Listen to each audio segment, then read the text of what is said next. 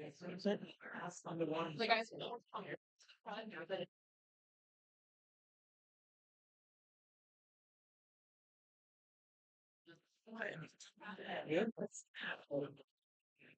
Okay, we'd like to get started. Thank you all for being here. I'm Christine Berg, President of EM. Julie Reno, Research.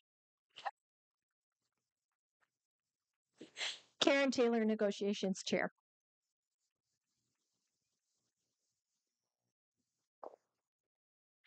Michelle Dunn, Secretary.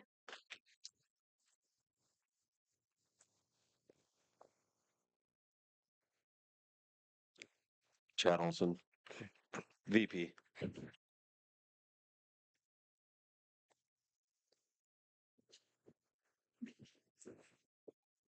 Bonnie Stafford, member rights. Thank you. Get it? do you just want me to take this one? No, okay.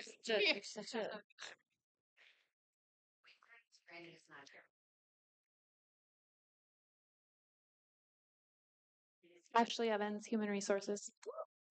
I know. I expected you. Kristen Damer, Assistant Superintendent. Cassidy Bjorklund, School Board. Dave Marquardt, School Board. I was waiting for someone to give another identity. He left it alone. Yeah. Any changes to the minutes? Okay. I feel like this is especially loud today.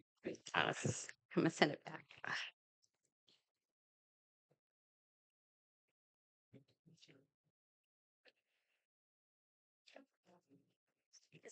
Sorry, anyone going to the orchestra concert tonight?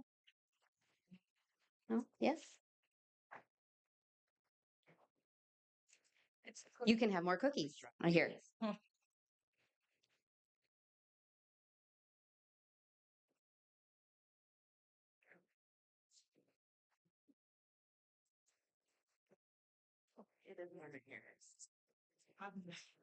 If you're warm, the rest of us have no.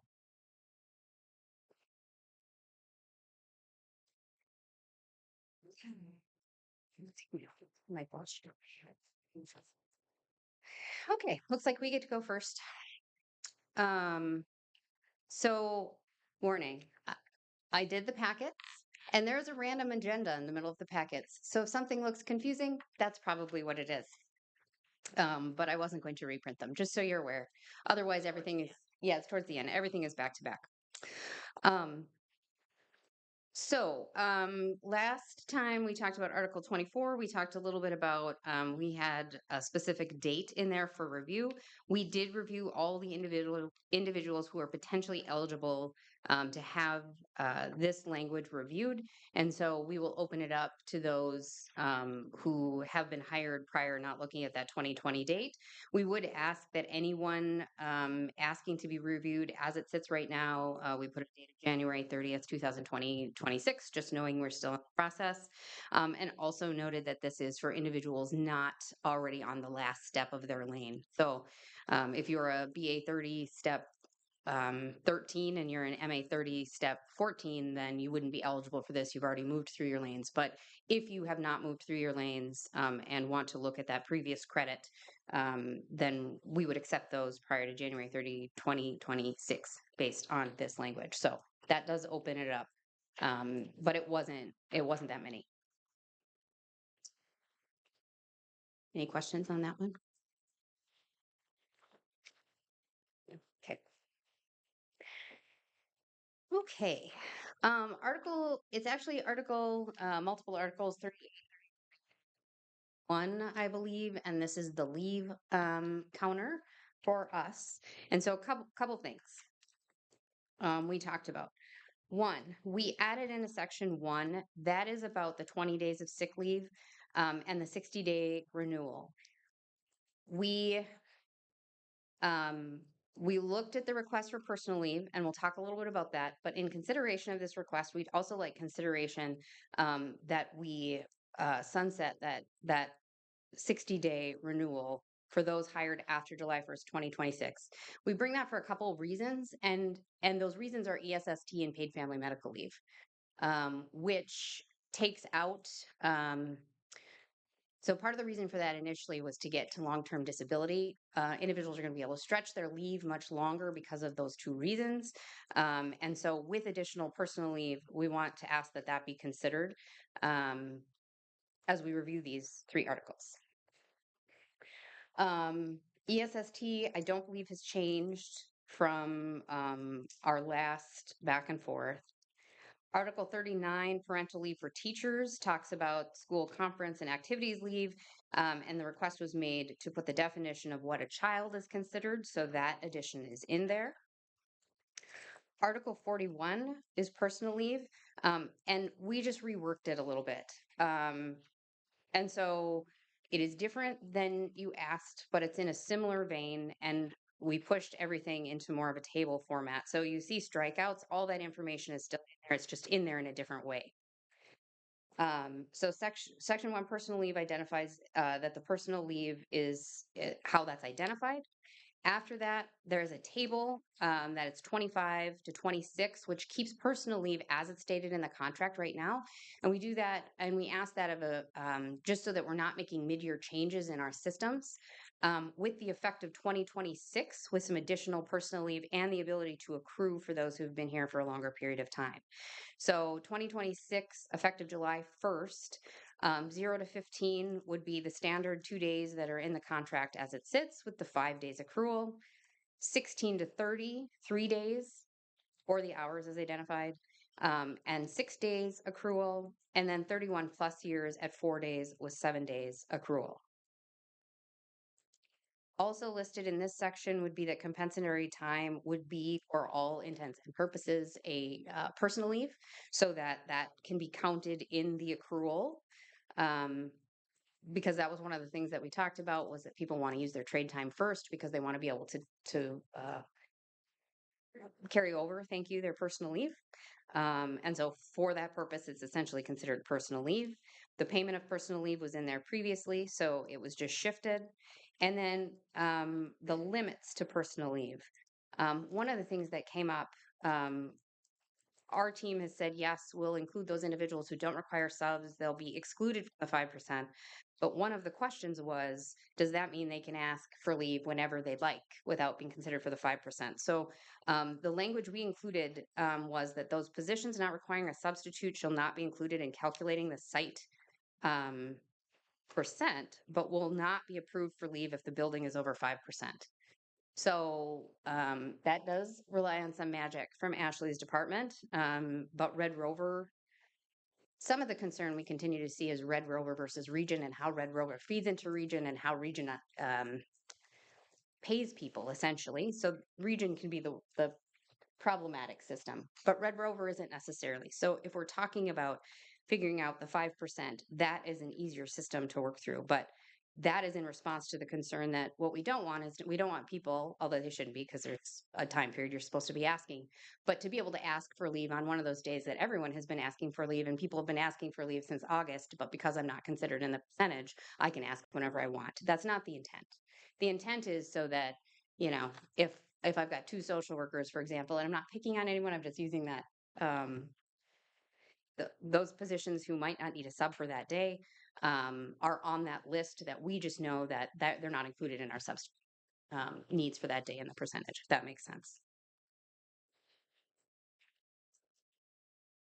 And the rest we've talked about. Questions right now? Probably not.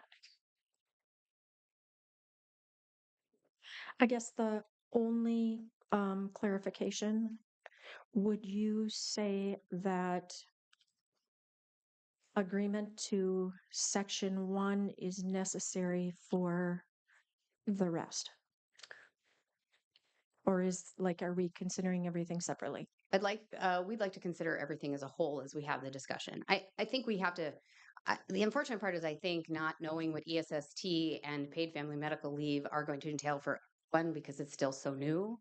I think we're going to be continue to work through some of those things in contracts for the next 2 to 4 years. I know something came out from Deed today, and I was going to send that to you. I'll send it to you when we go to caucus. But we'd like to consider that. We'd like to have a real discussion about considering it as a whole, especially with the changes at a legislative. Okay.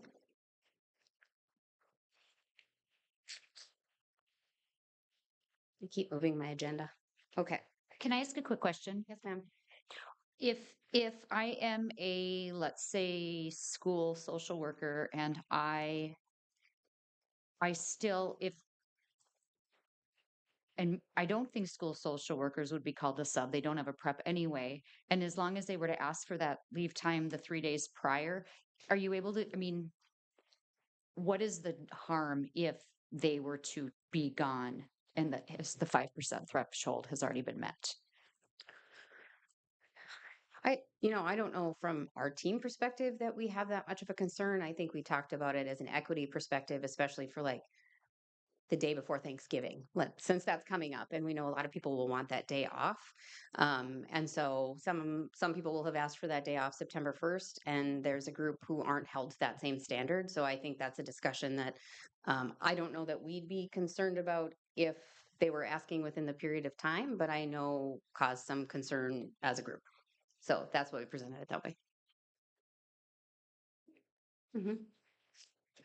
So just to clarify, so if the social worker had asked first before the threshold had been met, they would be able to take the time, and whoever came after them would also be able to.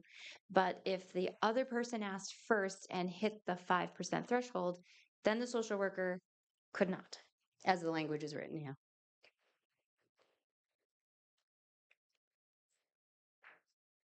And we feel that's in response to concerns from your team, so we're not terribly tied to that language if you believe it to be concerning.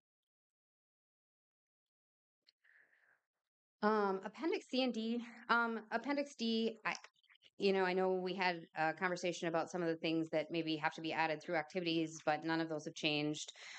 This in particular is about tournament competition. So we adjusted tournament competition to make it more clear on how that is paid. And added that, and I believe this initially was your language, that at the conclusion of tournament play on the second paycheck of the month following the tournament is when they should accept set payment. And I will say, of course, we are dependent on information on the HR side that we get from those individuals. Sometimes it's the coaches, sometimes it's the activities department. And so we'll work to be more cognizant of that, but I would also say, bear with us and work the problem up if that were to be an issue. And then teachers, coaches, activities, advisors, driving students. In your previous one, we talked about food stipends for coaches. That is not something the district would be. And we did add in the driving piece, however, up to the additional hour before and after trip inspections.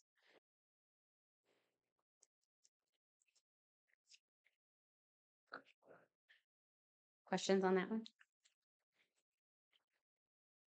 Okay. The next is early retirement incentive. So this team, it was brought to our attention that if we're going to do that again this year, it would be better to do it in the public format and early. And so we are bringing almost the exact same incentive that we utilized last year for the early retirement. And at this time, we would present just a 1 year. We would not have a 2-year commitment to that, but we would look at the 25-26 school year and note that if that is something that we chose to do again next year, that we would approach for next year. So this is just for the 25-26 school year, and it's exactly the same as it was previously from the last school year.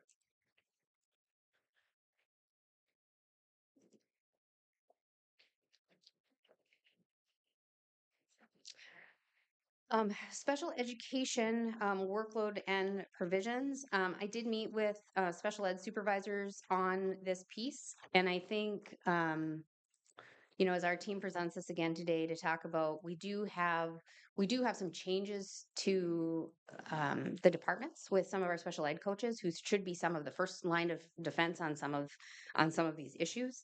But what we talked through, and so when we share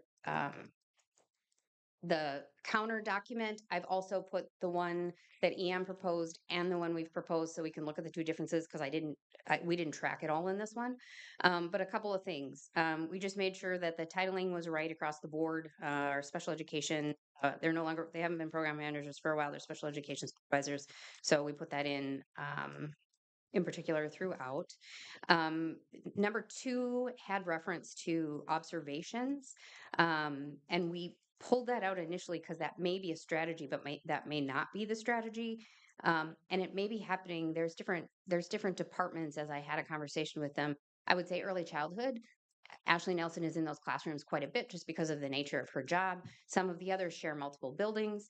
And I think individually we could have conversations with those groups on what that looks like, but also recognize that if there is a concern, what is our mechanism to handle that concern and what's our timeline to handle that concern? So we left in that piece about, if a concern is brought forward, then we have 10 days to say, how are we going to problem solve it? And if we're not problem solving it appropriately, how do we then push it to the next level? So number 3 is very similar in that having a member rights advocate, the educator or related service provider, and then having the executive director of special services at the table, and then someone from the Department of Human Resources, which generally would be Ashley or I, but also wanted to leave that open depending on the situation. One of the things that I think we have to continue working on in this in particular that may not be an MOU, but maybe just providing some direction is what kind of data are we collecting? And I don't know that we want to put that specifically in here, but that was one of the questions that came from the special ed supervisors. What kind of data are we looking at to bring forward? So that may require some more language or more discussion on what that looks like. And then number 4, parent-teacher conferences may become due process work for special education teachers and related service providers. That is very dependent on the level, as I think we've talked about with some of the trade time. The extended contract at this time, we would have to add that extended contract in the costing. We removed that. And then 6, executive director and special education supervisor identify a committee to work with the programs, including special services, coaching staff, teachers from each level, and related service providers. And we've talked about that back and forth a couple times with this special ed MOU and how to identify a plan. So as we're sitting in this school year, 25-26, the plans are likely already set. So can we have a conversation about what that looks like and if something needs to be added, especially knowing we're on that second year of the READ Act and we continue to have that dominate a lot of our professional development. And then how do we identify and support the plan for 26 to 27? And how do we also, from my understanding, a lot of those special ed coaches take some leadership in that as well. And then the last bullet, I took out the specified positions because some of this might be across the board, right? It might be different positions. Training will be provided on the crisis response plan and its associated systems and processes. So there were 2, and they should have been underlined. I apologize. But there's 2 sections underneath about like crisis responses are supported through student behavior support plans and through district and response plans. And generally those are addressed annually. So where are we missing where those are getting addressed? And then of course, observation and feedback is in evaluation, but requests for additional observation can be made. So kind of along with the front end of that MOU, what does that look like? And am I making that request? And I think back to the previous MOU, in my conversation with the special ed supervisors, I said, in the central office team, we document when we're going out to buildings. You should probably be doing the same, right? When you're visiting classrooms and when you're in buildings, and so that we can see what that looks like.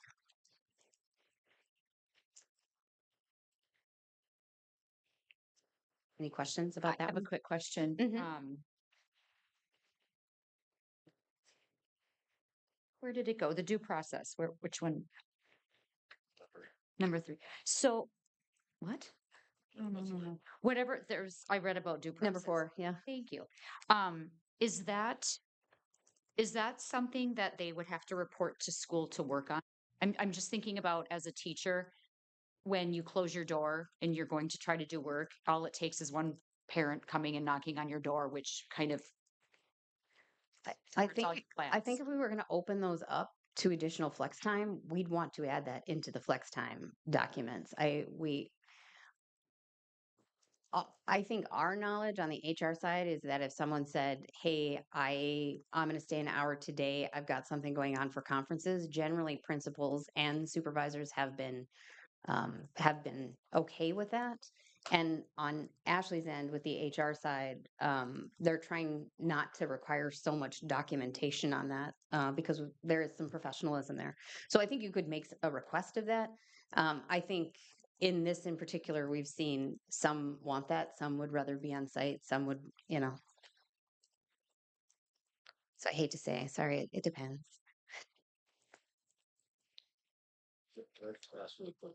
Mhm. But my initial comment. Why are we waiting 10 days? If an issue is sitting there for 10 days, why are we waiting so long? That wasn't my language. That ours? Mhm. Okay, it's the same question. It was it's to try to build a timeline, and it was to try to allow. A lot of times, what we hear from program managers is, "I have too many things that are scheduled; I can't fit it in." And so it's to put a, like, it has to be done by this deadline, but also to try to keep the deadline reasonable for them to get in. And then also, as part of the responsibility, there's, like, you need to do some, originally you need to do some classroom visits and you need to do some investigation, and we wanted them to have time to be able to do a good job of that. Because again, a lot of this goes back to the fact that we have people who are making decisions about people's caseload without ever being in their classroom, and that doesn't seem appropriate.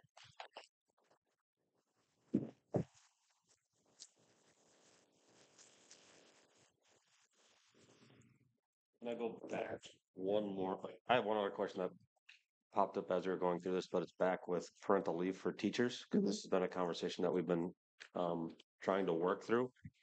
And we're looking at the statute. I just want to get a clarification in terms of understanding. We're talking about child school conferences. That's pretty straightforward. I can go to DGF, visit with Mr. Reno, and talk to my kid about math. That's easy and straightforward according to the statute. The other part is when we're talking about activities, is the language as such that it has to be a school related activity, or can it be a church related activity? Or, I mean, It's all depends on the language says school. Yeah, school and or conferences and activities. school related. Yep. Yep. Thank you. That's all. I just Yep. wanted to make sure that that was the interpretation. Ashley could probably speak to interpretation. She's had a lot of questions.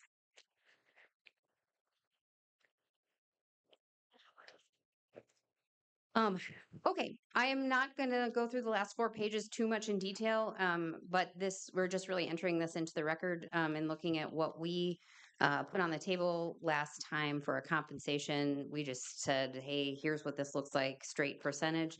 Cam, who is not here tonight, put together 5 different proposals of different ways that may look, and also what the impact on staff looks like. And that has also been shared with Julie Reno. So we're just sharing that tonight. So that piece of paper is kind of catch all those when we.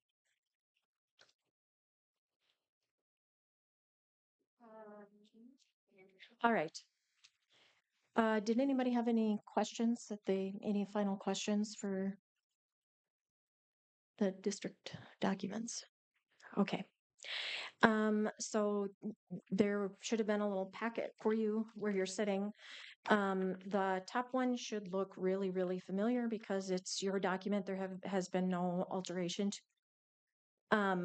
It's the MOU for establishing a committee to examine third-party billing stipends. And we just have a question.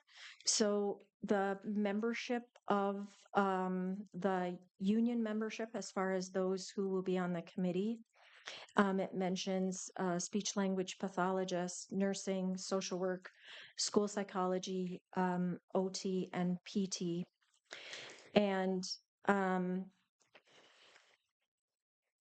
so a couple of groups have come forward and shared that they don't necessarily do direct third-party billing.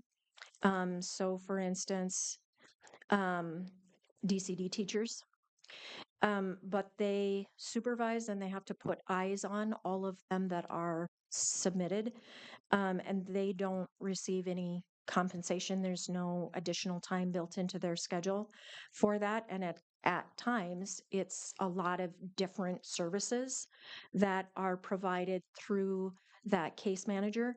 So just, I don't know if that would mean just that someone would make sure that they would be considered as part of this group, like everyone who has a hand in third party billing, and it becomes part of their job responsibility and it becomes part of their day and takes their time, that, you know, I don't know if that's part of an investigation that happens before the committee convenes, like who are all of the people who are part of this.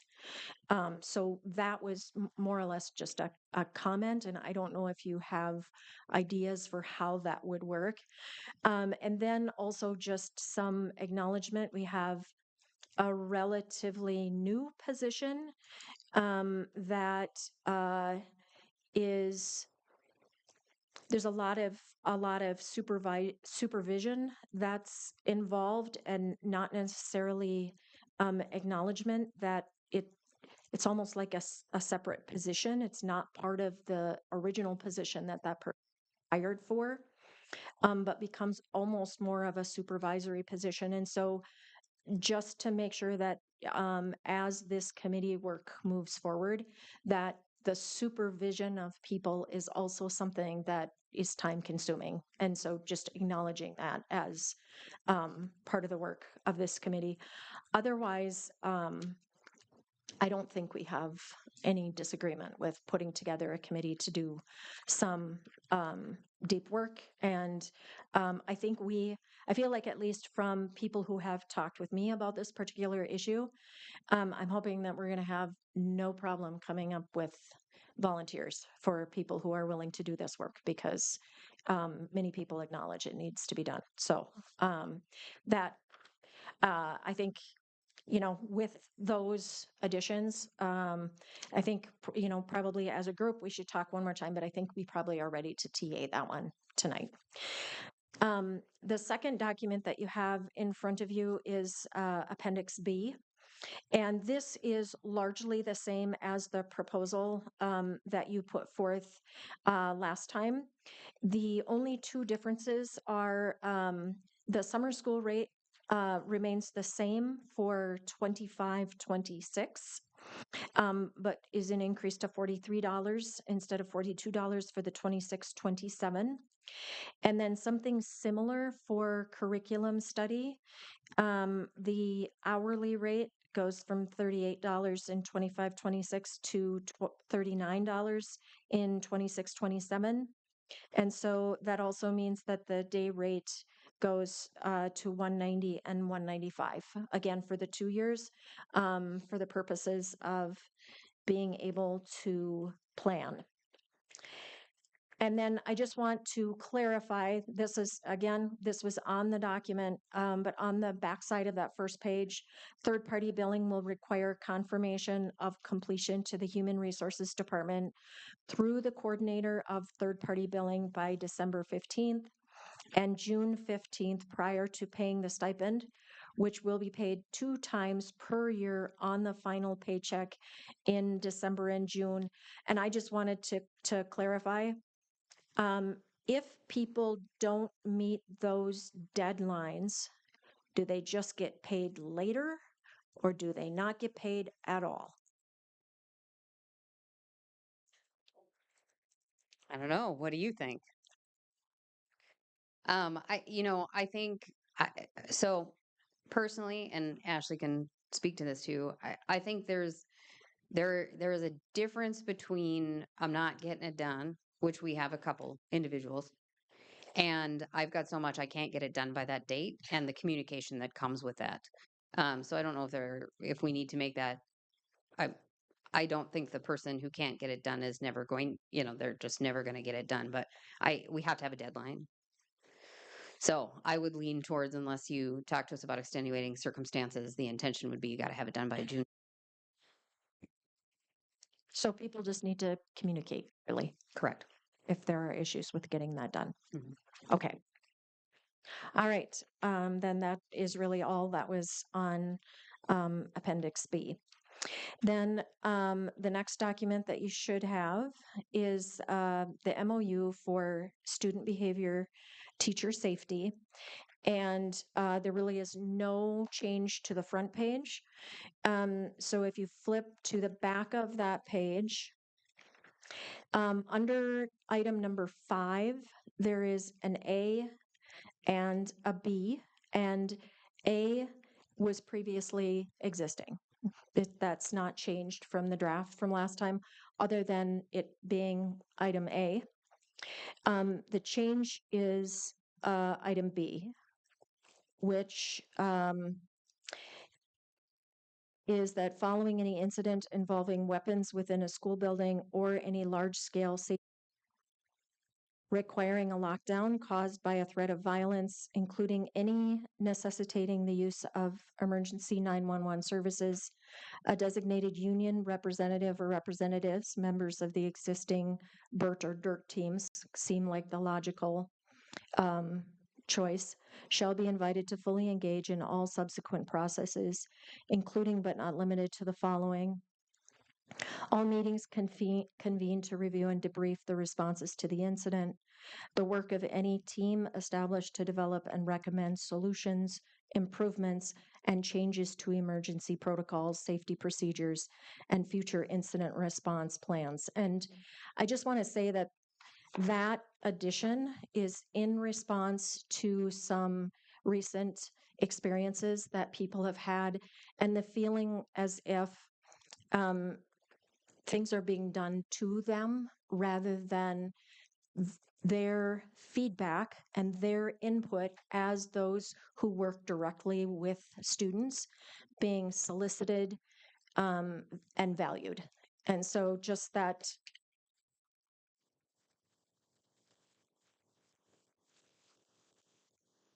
we have those teams already established, with the exception of it's not in here, but I think we've talked about it before.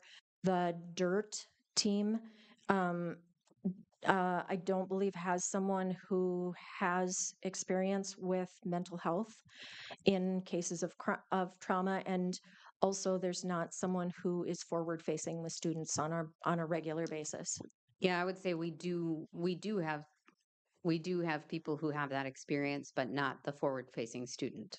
So, Yeah. yep. Okay. And So I would say too, we added Tasha, who's medically oriented and has been supporting some of the behavior work. But yes, hear you. okay. And then continuing on the top of the next page, incidents that result in physical injury to any staff member or student will be reported in summary form to the full school board membership. This summary notification shall occur monthly, include the location of the incident, type of incident, and whether medical attention was required. And of course, personally identifiable student data will be redacted, not shared, but just to kind of build that awareness of, for our school board members, elected officials, of what is happening around the school communities.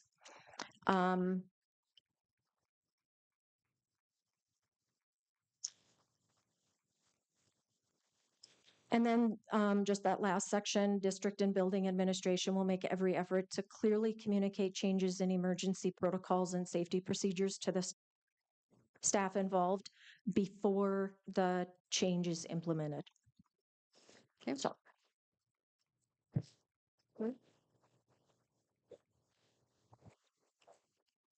Staff information would have to be private. yep. And the other thing I would say that we do have safety committees. Some of that first report of injury has been shared, not widely with the board, but with the board member of that. So it's not that it hasn't been shared, especially in significant incidents. Okay. Okay. And now I am going to turn the floor over to Julie.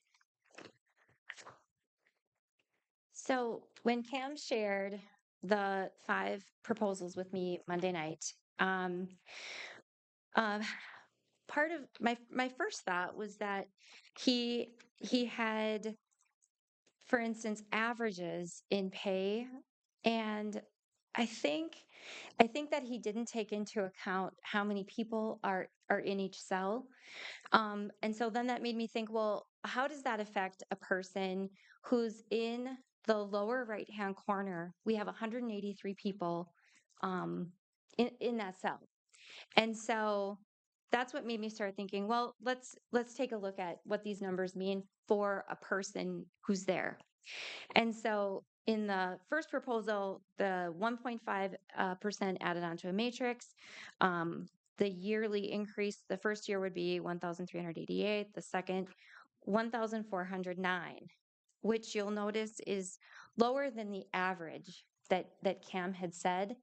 So I think that he just took an average of the cells and without necessarily a thought to that, really we should be looking at expected value. But in any case, it's that's what it is in real money. And so I found for each one of them what it would be. And then I started thinking about, well, if we talk about a person who's in that lower right hand corner and they now have to pay for the new Medical Leave Act, that would be $407 a year. The TRA increase, which is 0.25%, is $231 a year. The health insurance is going to go up 9%, which is $1,690 for a family plan and $864 for a single plan. And the new levy school tax, if you have a $250,000 home, is $276. That total, if you have the family health insurance, is $2,604, and the teacher goes backward in every scenario.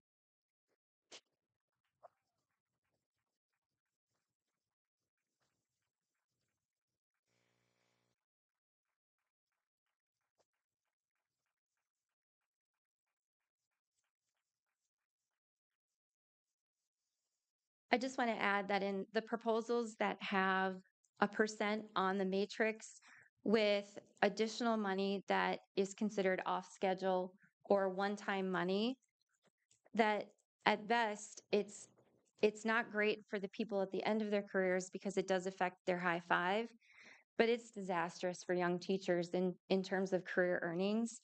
And so I just want to say I think I speak for the group, but we're not interested in a proposal where we have one-time money.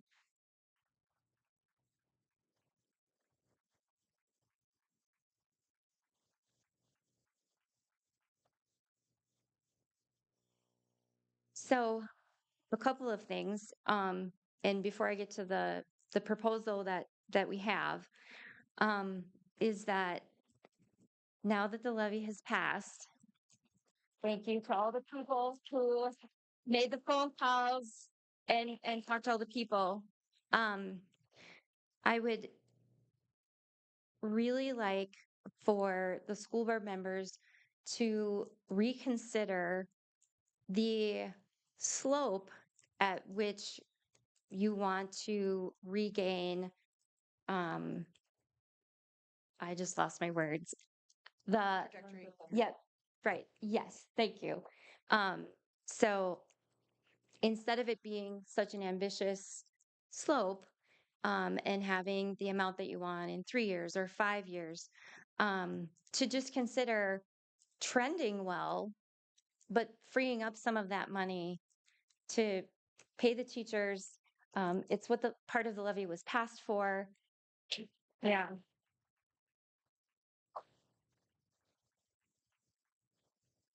And part of how I thought about that is my work that I did as a board trustee for the Teachers Retirement Association down in St. Paul is that we didn't look at any one year alone. It was always how we're trending. And so I would urge you to look at it the same way, is that now that we have this levy money, we're in a better position potentially for the next 20 years to be trending well. And so that's another piece to consider. So then that brings me to year one. Our proposal on the salary schedule would be 4%, $100 a month increase for a family policy, $75 a month for a single policy. The $75 a month, I just want to point out, that would ensure that the single policy remains free to anyone who needs a single policy, that's still a benefit to them. I do want to point out in real dollars, because that sounds like a lot, and the total package sounds like a lot, but in real money, if we go back to what it will look like for the person who's in the lower right-hand corner, it is an increase for that year. That 4% is $3,701. The increase on the family would be $1,200 for that year. That person would still have to pay $500 for health insurance. And when they end up paying all of those other things, what that's asking for is $175 a month above paying those other bills.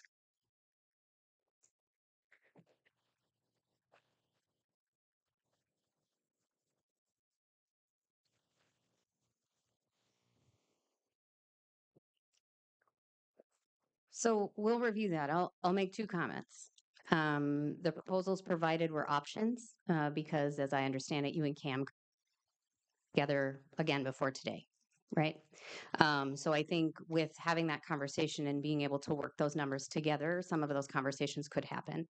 But I also want to say, how do we address the continued movement of those steps 11, 12, and 13 that get so far apart that they end up taking so much of the settlement, which is part of what we tried to do this year, which is why we look at one-time money.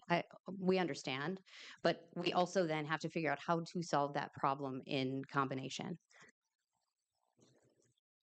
We understand, right? We understand the high five. We understand the intent, but the intent, of course, sometimes with that one-time money is to make up for the lack of step movement and to have a more equitable monetary settlement. But we do have to pay attention to that. We made one fix, and if we continue to do things that undo that fix, we're going to have to continue doing that fix, right? Which I think is one of our conversations every time we meet about something, whether it be health insurance or that. But I do think it's helpful if presenting those proposals are options of how money looks different on the, and not set in stone. I have a couple of questions. Mhm. So with the percentage, like what we carry over, we reduced from 17 to 12. Are you looking to change policy to make it less carryover? What's the picture you think we should do to look at that?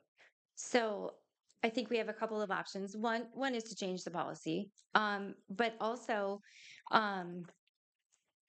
it could also be the goal and be working towards that goal. And just because of where we are right now, I'm just saying, instead of ambitiously getting there in 3 years. 3 years, why couldn't it be 5 years? As long as we stay on the track that we're on, as long as we're trending well, or why couldn't it be 7 years? Or I'm asking a question, I guess. Sure. I reached out to Blake about this, and he said, maybe not surprisingly, it is it's becoming more common across the state for that fund balance to be 10, 11%, as opposed to what I think the Minnesota School Board Association recommended at one time, which was 16 point whatever percent. And so, and that I think was as much a surprise to him as he was looking at it as. They actually recommend 25%. Okay. always be safe, right? My other questions, going back to like proposal first, the first Mm. proposal. Mhm. So how did you do the math compared to like what you think Sure. was You, done? as opposed to what Cam did. Yeah. So, so it's not that what Cam did was incorrect. It's he took the average of all the cells along the bottom with no regard for how many people are in them. Oh, I see. So when he says that the average increase is $1,526, it's the average of saying one of each cell. But B8. we have 183 people in this cell. That's not the average if you average 200 Sure. people. Okay. Does that make sense? Yep, it does. Thanks. It might also be worth mentioning when you look at the increase for teachers. I am not ashamed to say that as a single income household, the value of my home is not appreciably above $250,000. In fact, on my last tax statement, it was below. But I'm a single income family. So we used what the district used to estimate taxes, but if your house is worth more than $250,000 and if you have a family and et cetera, it very well might be. That expense is more for you. It's not less, it's more. So that estimate could also go up.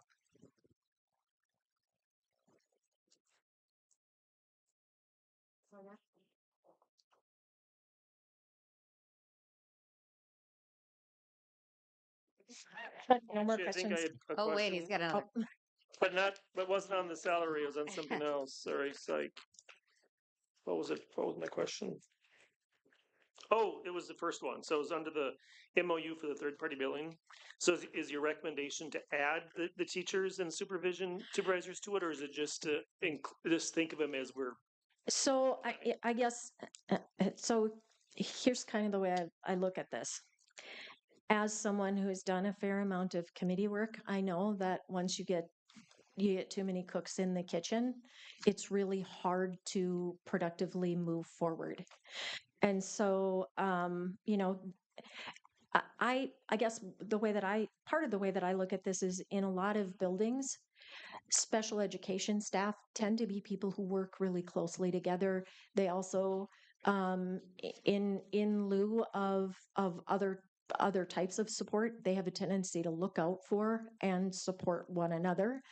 And so I think, I don't know if it's practical to put more people on the committee. I just wanted to make it a matter of record that we have some people who aren't represented in the groups that are named here. And there are some potential changes that are happening that should be considered as part of this work. And I just wanted it to be a matter of record so that there's either research included or at some point those are folks that are invited into the conversation. And I think the particular when you talked about supervision and talked about different types of supervision and the volume in certain groups that I, as someone who's kind of been on the periphery, didn't know how we'd get done in this process. There are other people you could add to that process. Our CODAs do a lot of third party billing. Some of our interpreters do some. So you could have other people that were added outside of this contract in addition. But yes, to Karen's point, I think you got to start somewhere and see who's not at the table. Yeah.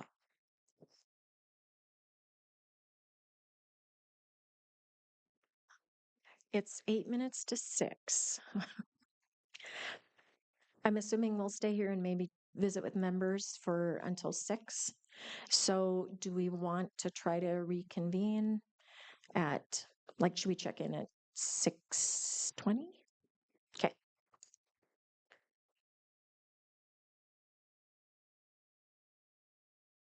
Appendix I. On a break. Well, I had written down, I took it off of our agenda. I'm sorry, it was probably after you printed. I took it off because I thought you were going to bring a proposal. I had that written down. Yeah, I pulled off the ones that you had on yours, so we'll just. Okay. So if you have a proposal, if you want to bring that back, I didn't prepare a proposal. Okay. So, All right. okay.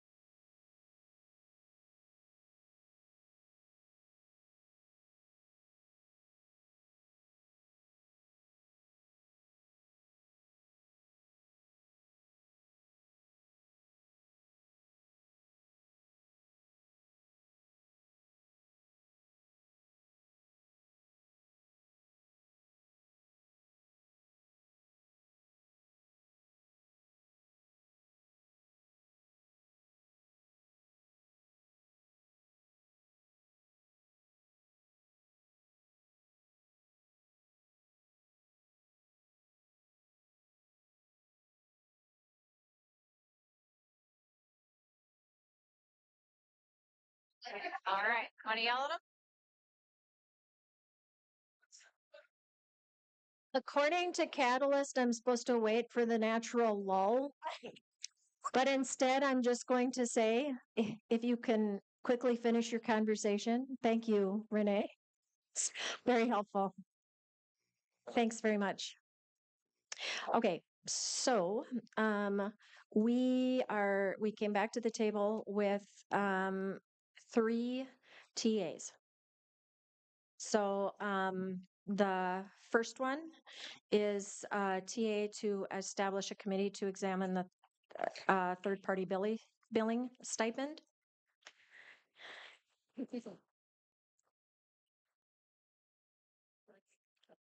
must be really excited for that. People are really excited about, like, I already have 2 volunteers for the committee.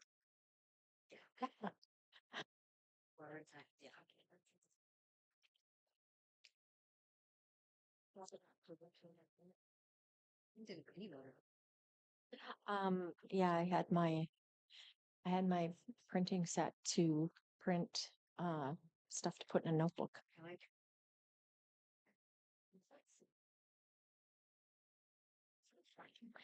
The second item that we are willing to TA is the Article 24 outside experience.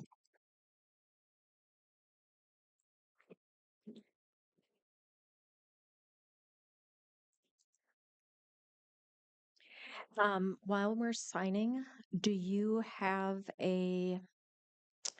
what would the preferred process be for this? Who should folks contact? Ashley? Okay. And what should they, in order to streamline the process for you, what should they have prepared for you when they, like transcripts and, okay. And you'll send it? Okay, perfect. I was gonna say this week, anyone full moon? We're struggling too, so maybe we could wait a week or 2. Okay.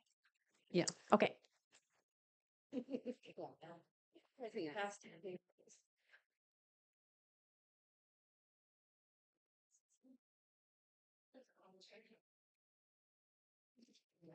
Should I put the date in the ring?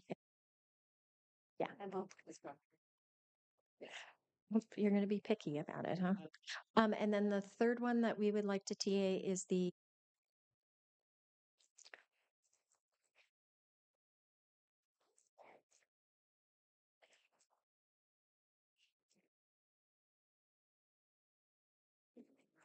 and I'm assuming that given some time, we'll try to do what we did for folks last time and put together a meeting with the rep. And I have writing on the back side of this one. So, and I only included the signature page.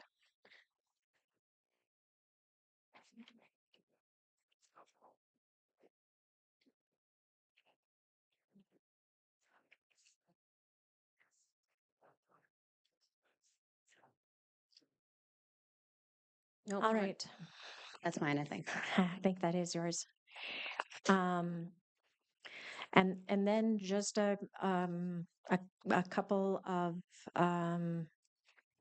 responses, not a counter proposal, but a couple of responses. And one of them is I'm fairly certain that if I ever gave if I ever, as the chair, agreed to giving up the 60 days of leave, I think Kent Wolford would probably kill me during a dark night. Kent doesn't work here anymore. I know, but that doesn't mean he can't find me. I realize that we have ESST and we have Minnesota paid leave. But what's also true is that ESST comes out of our current leave. And the Minnesota paid leave, if you are in the bottom right, which, as Julie let us know, there are like 180 some people who are there, the compensation is like 40%, which means if I in my advanced age become really ill and have to take a lot of time, that disappears pretty quickly. And so I realize that it's a, this is now going forward, and there would be a lot of people who would be grandfathered in. But I think that we have recognized that making that decision for people who are hired going forward, like that is something that has been really harmful to people in the situation of health insurance. And so I just I don't know that we're willing to do that. The other thing that is kind of frightening is that in the current political climate, if we were to elect a Republican governor, then besides most of us moving to a different state, we'd also have to worry about those benefits that are awesome for us right now. We'd have to worry about them disappearing, and then we don't have the 60-day bank. So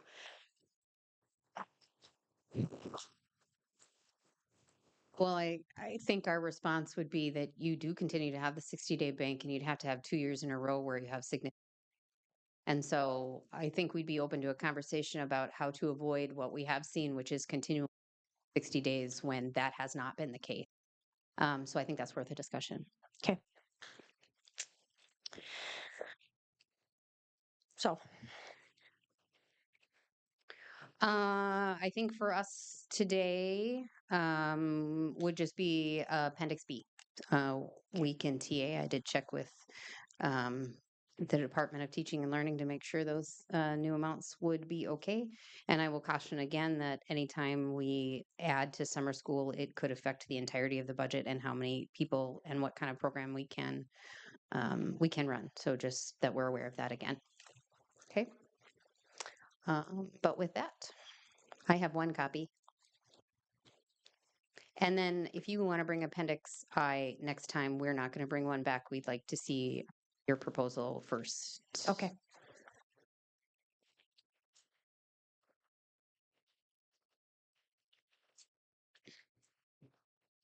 I disassembled my packets, so I'm not sure I can come up with a clean Appendix B. Appendix B. This one. Yeah, no, I have. Oh, that's ours. Yeah, Yeah. yeah, even though it's big. This is theirs, though. Sarah's got it. Here, I got it. I need the signature page. There we go. I sketch Chad.